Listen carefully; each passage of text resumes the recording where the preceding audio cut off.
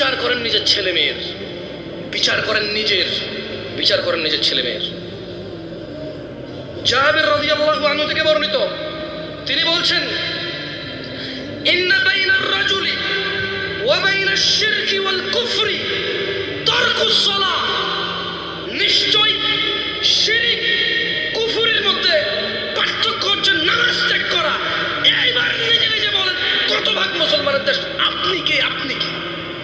আমি কে? আমি কি? হুজুর কে? হুজুর কি?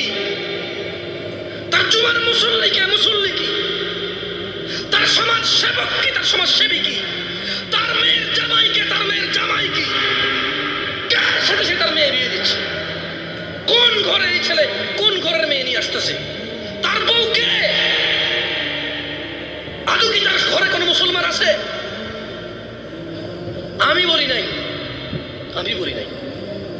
জাবের রাদিয়াল্লাহু আনহু থেকে বর্ণিত, আমার সাথে বলেন, ইন্না বাইনার রাজুলি, জোরে বলেন, ইন্না বাইনার রাজুলি, জোরে বলো, ইন্না বাইনার রাজুলি,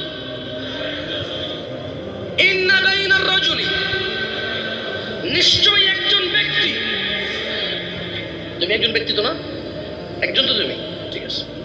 এই হাদিস এটা বলতেছে, নিশ্চয়ই একজন ব্যক্তি, ওয়া বাইনাশ শিরক, বলো ওয়া বাইনাশ শিরক, এবং শিরক, ওয়াল কুফরি, এবং কুফরি, তারকুস সালাহ, নামাজ ত্যাগ করা।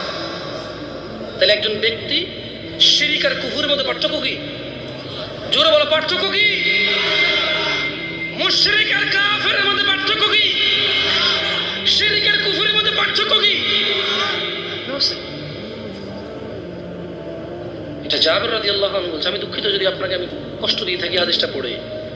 আমি এই জন্য আরো দুঃখিত যদি আপনি কোনোদিন এই হাদিস না শুনে থাকেন।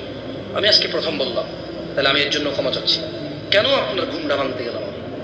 I am very sorry. আমি অনেক আন্তরিকভাবে ক্ষমা চাচ্ছি যে আপনি এতদিন থেকে জানতেন সারা জীবন নামাজ না পড়ে মুসলমান থাকা যায়। আমি আপনাকে বললাম যে জাবের রাদিয়াল্লাহু আনহু এরকম বলে নাই।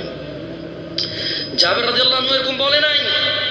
তিনি বলছে যে আল্লাহর নবী বলেছে যে শিরক, কুফরি আর ব্যক্তি মানুষের মধ্যে পার্থক্য হচ্ছে নামাজ। অন্য অনেক হাদিসে আসছে যে সালাত ত্যাগ করে সে কুফরি। যে লোকটা খারাপ থেকে ফিরে আসে, ঈমান আনে, ভালো কাজ করে, তার আগের যত পাপ আছে আল্লাহ নেকিতে পরিবর্তন করে দেয়। নাম ছুটেছে, খালাস।